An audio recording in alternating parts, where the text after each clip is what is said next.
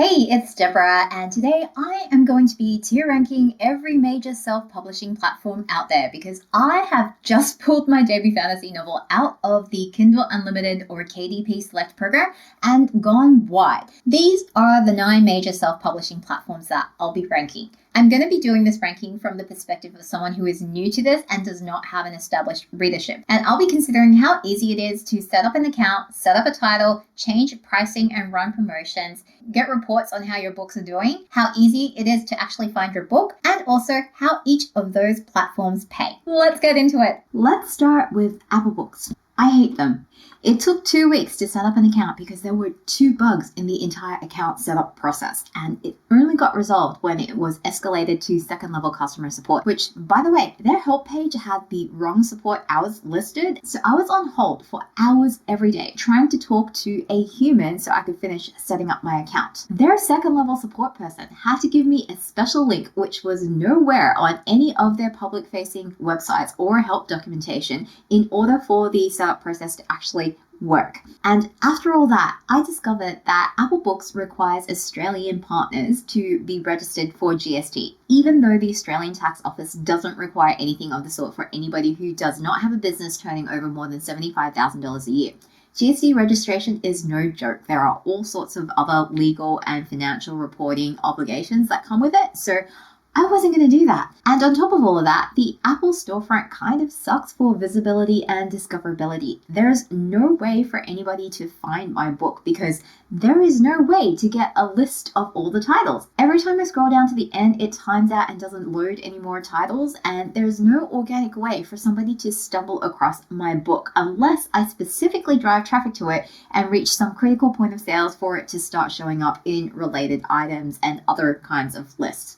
Even if they do offer a 70% royalty without any price caps and pay within 45 days of month end, which is fairly middle of the road as far as these platforms go, in my opinion, it doesn't make up for all of the other hassles I had to deal with. And so until I get to the point where I am actually generating more than $75,000 in revenue every single year, I am not going to go direct with Apple. And for that reason, I am going to rate them a D. Next, I'm going to do Google Play because this has been a real surprise for me. Both the account and title setup process are very intuitive and the UI is overall very well designed, although I would recommend allowing at least 10 days for the entire process if you're setting up an account for the first time, because they do require every new account to go through a policy review, which takes apparently up to 7 days. And while you can set up your ebook during this time period, you will not actually be able to publish it. Title setup is super quick and it goes live faster than any other platform except for Smashwords and Wordpress.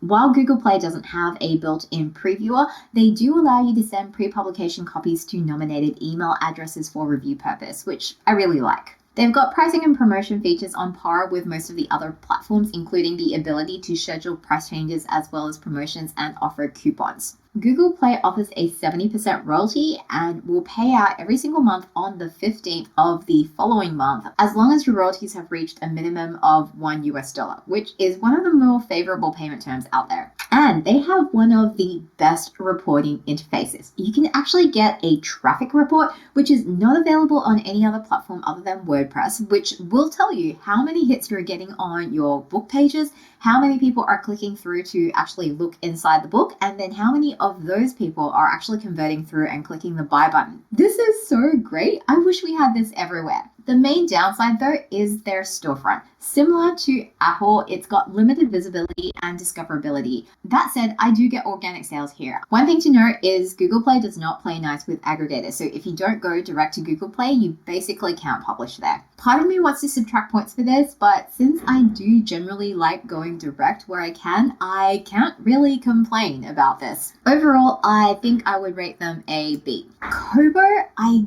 don't really understand and I haven't had much experience with them. Apparently it's big in Canada and also Australia, though funnily enough, I don't actually know anyone who uses Kobo. We're all on Kindle or the Nook. Kobo has similar issues with visibility and discoverability. The storefront doesn't really have a consistent behavior regarding how it returns product listings and has very limited filters that you can apply. Although at least it will return every single product in its catalog, so in theory I can get organic traffic, but in practice no reader's going to sit there and scroll through 99 pages of the epic fantasy category looking for my book in amongst 28,000 other books, especially when the default sorting is by bestseller. Their account and title setup process is one of the most seamless user experiences out there. They've made the whole thing so easy, including setting up price changes and promos, that it's really on par with the whole Google Play UI, even though it's a little bit less minimal and slick. Their reporting page is pretty good, even though it doesn't have the extra information about traffic that Google Play offers. And they also have Kobo Plus, which is their version of the Kindle Unlimited program, except you don't need to be exclusive to be in it, which makes opting in a no-brainer for me. Overall, I would say Kobo is another solid B, probably right behind Google Books. Barnes & Noble's main advantage is that they are booksellers first and a self-publishing platform second. So even though they are limited to the US for their physical store locations as well as their website, they have a pretty significant market share. To that end, their storefront is actually pretty good. They even have a top 100 indie list, which is awesome because if you drill down far enough into all of the subcategories and apply enough filters, my book actually shows up. Like Google Play and Kobo, you can schedule in all your price changes as well as any coupons you want to offer through their promotions program. The promotions do have quite a long lead time for approval. We're talking kind of like 5 to 7 days. So if you need something changed instantaneously, it's better to opt for the price change rather than the promotion. There are two things that I really like about their title setup process. First is the fact that they have a built-in previewer and I don't have to download another program to view the file. Second is the way they handle samples. They actually build a separate EPUB from the EPUB that you submit for publication. And so they actually allow you to go in and select the chapters that you want readers to see as a sample. No other platform lets you do this. The Barnes & Noble Press reporting interface is all right as well. It's not really up to the standard as Google Play or Kobo, but I find it way better than KDP and IngramSpark's interface. The one thing I really don't like about Barnes & Noble Press is their account setup process. You have to have both a Barnes & Noble account as well as do a separate vendor registration, which really means just submitting your bank details and tax forms. Unlike every single other major platform out there, they haven't integrated the tax forms within their account setup process. So all they do is give you a link to the IRS website where you have to go through and find the form yourself and then read through all the documentation and the tax tables and the tax treaties and figure out what you have to put in on the form. And then you have to manually email it to them. I am not kidding. This is ridiculous. It's so dumb. For this reason, I suggest setting up Barnes & Noble Press last, because then you can go to any of the other major self-publishing platforms and download your completed tax form there and use that as a guide as to how you should fill out the one for Barnes & Noble Press. Overall, I think I'm going to put them down as a B after Kobo. Draft Digital is an aggregator that distributes ebooks to various retail and library outlets. And up until now, I've mainly used their Books to Read Universal Book Link service rather than their distribution. They do have a print beta, but it's basically a partnership with IngramSpark, so I don't use it. The account setup is very straightforward because I already had a Books to Read account. And note, because of this, you do need to manually go in and make sure you've done their tax forms, which is integrated into their website. The interface is a lot clunkier compared to Google Play and Smashwords though, which is surprising because otherwise their user interface and user experience on the DDD website is pretty great. Title setup, on the other hand, is just fantastic overall. I really like, in particular, how it includes the toggles for which distribution channels you want to opt in or opt out of as the final part of this title setup process. And the best part of this is they also show your book's status with each distribution channel that you've opted into, and they email you when it's gone live at all those places with timestamps and everything, which is so great. One of the other highlights of Drafted Digital is that they actually offer payment splitting across multiple collaborators, which makes handling things like anthologies and short story collections very easy. The whole workflow is very intuitive because once you're done, it takes you to the book screen where you can schedule price changes.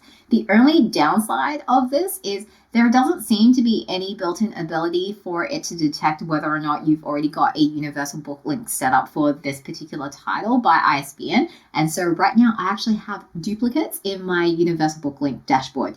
That's a pretty minor complaint though. The other really cool feature is their reporting, which is right up there with Google Play. While they don't have traffic and conversion data, you can slice and dice your sales data however you want, and you can save all of these as custom views, which no other major platform offers. And you can also download that data. Drafted Digital works on a commission basis where they take about 15% of the gross retail price, and they also have one of the best payment terms out there, 15 days after month end with a minimum payment threshold of $10 US. This is a clear A tier for me. Smashwords is the other major aggregator, and it was acquired by Drafted Digital earlier this year. They will be merged eventually, but for now, as they're working through the merger process, both Smashwords and D2D are still functionally separate as far as the self-publishing platform side of things is concerned. Stacked up against the D2D user experience, I think D2D wins out by a slight margin on all counts, except for one thing, which is the Smashwords store. Not only does it get organic traffic, but it has really good visibility and discovery for brand new books. Data is proof, right? I set up my fantasy novel on Smashwords a whole day early, and I had 5 downloads before the giveaway even went live. I put this entirely down to how their storefront is organized, because if you go down into the epic fantasy subcategory, my book shows up 3 times on that page alone, once as a featured new release, once as a free special deal, and once as a newest arrival. If I had timed the screenshot right, it probably would have showed up a 4th time too under recent purchases. The main downsides when it comes to Smashwords is really on the user experience and on the payment side. The interface and the workflow is just a little bit clunky and unintuitive, especially when it comes to things like opting in or opting out of distribution channels.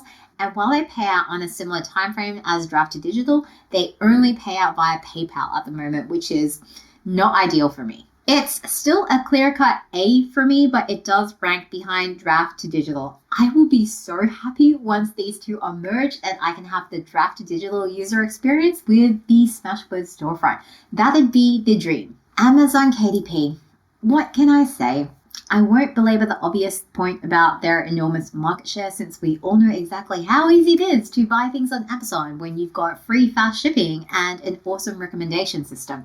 Between how often they update their new release and bestseller list and the insane number of custom categories they have, the visibility on Amazon is actually pretty good despite the high levels of competition with all of the new titles that are flooding onto the Kindle store every single day. I also won't belabor the obvious downsides in terms of their terrible customer service, their discriminatory policies like how Kindle countdowns and free promo opportunities require you to be enrolled in KDP Select, or how KDP Select requires your ebook to be exclusive to Amazon's Kindle Unlimited program, and how that requirement for being exclusive is waived for traditionally published authors, and the way that their bots can just generally run amok, suspending accounts for invalid reasons and giving you no easy method to appeal. Let's just focus on some of the more mechanical side of things. In terms of the account and title setup process, they're both really straightforward, even if the interface is less intuitive compared to other platforms.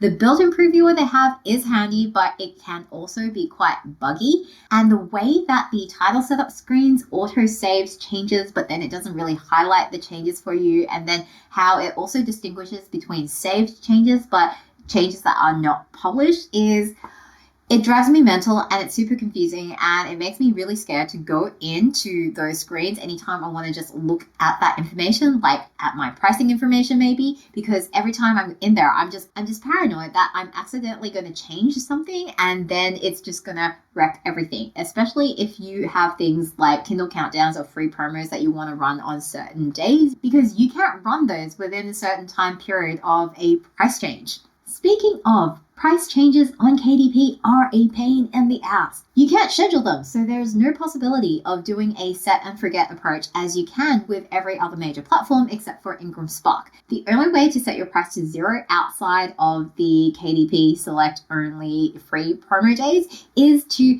set it to 0 on another platform, and then manually submit a request for a price match through their help ticketing system. And by the way, you need to fill that out with individual links to every single Amazon marketplace and a corresponding link to the competitor marketplace where the price change has actually gone live before they will even do anything about it. You cannot rely on logic. You cannot rely on their associates to actually read anything that you're typing. You cannot rely on them to actually hold any amount of the conversation in their heads for more than like 2 seconds. If you do not have the links matching up exactly, they will not do it. And sometimes, even if you have all the links there and they can't figure out how to actually view it because the Apple Book links require you to open it in the Apple Books app and it doesn't clearly say free or 0, it just labels it with get, they won't do it either. When your scheduled price changes revert back to the normal retail price on all of those other platforms, you then have to email them again and manually request that they revert the price change again with all of the individual marketplace links again.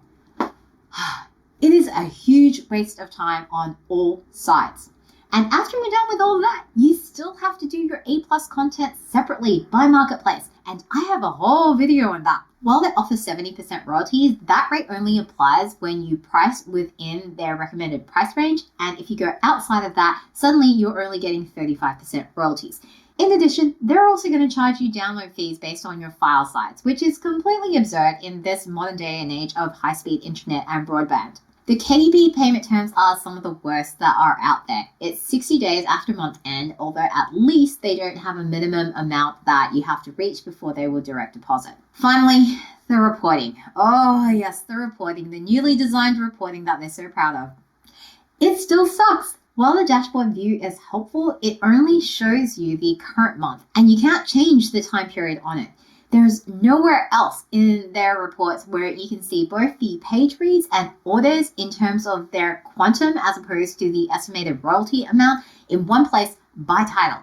And on the subject of page reads, with the mountains of data that Amazon collects about people's reading habits, it will still only disclose to you how many pages in total were read per day by title, not how many readers were reading it. So you've got no idea whether 40 people read 20 pages of your book, or maybe it was 2 readers, one who finished the book all the way and one which is like 3/4 of the way through. Add on the fact that the filter function is kind of broken because whenever I try to filter by an individual author and then change the other attributes and then rerun the report, it never loads properly. Well, the only reason I'm even rating KDP in the A tier is due to the sheer volume of sales. They own the biggest marketplace, and when you have no platform, you have to go to where the customers are. So 80 of the 110 downloads that have happened since my promo kicked off have been on Kindle, which is over 70%. However much I hate Amazon in principle, however poorly their platform stacks up in comparison with the other wide platforms, they've got enough of the market that there's no real pressure on them to innovate. So much as it pains me, I've got to rank them as an A. Now, as for IngramSpark, they are a subsidiary of the Ingram Book Group, which owns the global wholesale distribution network for print books, basically. Every other platform out there that offers global distribution for print, like KDP's expanded distribution or Drafted Digital's print beta, they're basically partnering with Ingram Book Group. So IngramSpark, by that measure, has the greatest reach. That's the theory. In practice, though, there is no discoverability with IngramSpark because they're purely a wholesale distributor to all these other retailers. It's really incumbent on you to drive traffic to all of these other retailers and libraries. They will try to upsell you, though, on paying for a spot in their catalog. I've never personally tried this because it's expensive and I've mostly heard very negative things about its effectiveness. So if you have tried it, let me know in the comments whether you think it was worth the money and the effort. IngramSpark also has ebook distribution to a large number of channels that are not actually covered by D2D or Smashwords. Unlike the other two aggregators, they don't give you the ability to opt in or opt out on a per retailer basis, which means it's all or nothing. I've never used their ebook distribution for that reason because I don't feel like handing IngramSpark 15% of my sales just to set up my book on places like Amazon where I can easily go direct. On top of that, they also have awful payment terms, which is basically 90 days after the month that the sale occurred in, which is the slowest out of all the platforms. And lastly, Beyond the fact that you have to join up with a membership association in order to get their stupid title set up and revision fees waived, they have the absolute worst reporting that there is. You can't run consolidated reports. Reports that fall outside of their standard parameters can't be displayed on screen and have to be generated separately and emailed to you. And you have no ability to drill down on your sales by any dimension whatsoever. You just get a total number per ISBN per month and no information on what retail channels they came from, not even a breakdown of sales by date. Just why? Just why? The only reason I can come up with is that whatever data exchange protocols they're using with their distribution partners just wasn't built with exchanging this kind of data in mind, and they just don't care to update any of that because it would just be too hard. Even though having that information would help us to sell more books more effectively as authors, which would actually make them more money. I hate IngramSpark so much that I would rank them a D. Except for the fact that their print quality is actually quite reasonable for print on demand and the price point. It's much better than KDP's, which means they end up a C. Finally, we've got direct sales via an author website. In my case, I'm talking specifically about WordPress using the WooCommerce storefront and Square as a payment processor. The setup on a self-hosted WordPress install is pretty straightforward. The WooCommerce plugin will install the basic storefront functionality. The WooCommerce Gutenberg blocks extension will allow you to visually customize the cart and checkout pages, which haven't yet made it into the main WooCommerce plugin. And the advanced shipment tracking plugin will let you input tracking information and automatically email that out as you fulfill orders. For ebooks though, I haven't yet found an easy and free way to offer dynamic downloads where the link to the file changes for everybody for file security. So for the moment, I don't offer any ebook downloads from my website. But once you've got all the plugins installed, the most time-consuming part I found was honestly just taking the product photos. That took more time than setting up the whole website, I'm telling you.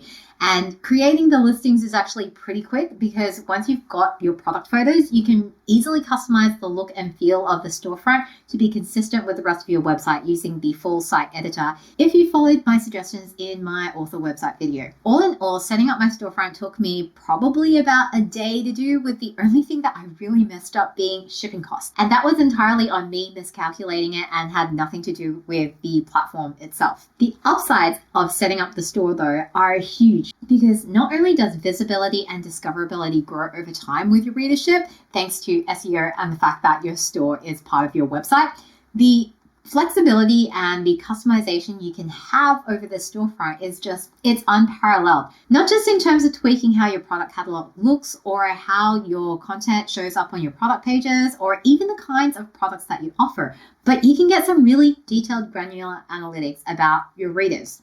Finally, it puts you in control of most of your value chain. You get to keep an extra 45% of your sales instead of handing it over to distributors and retailers.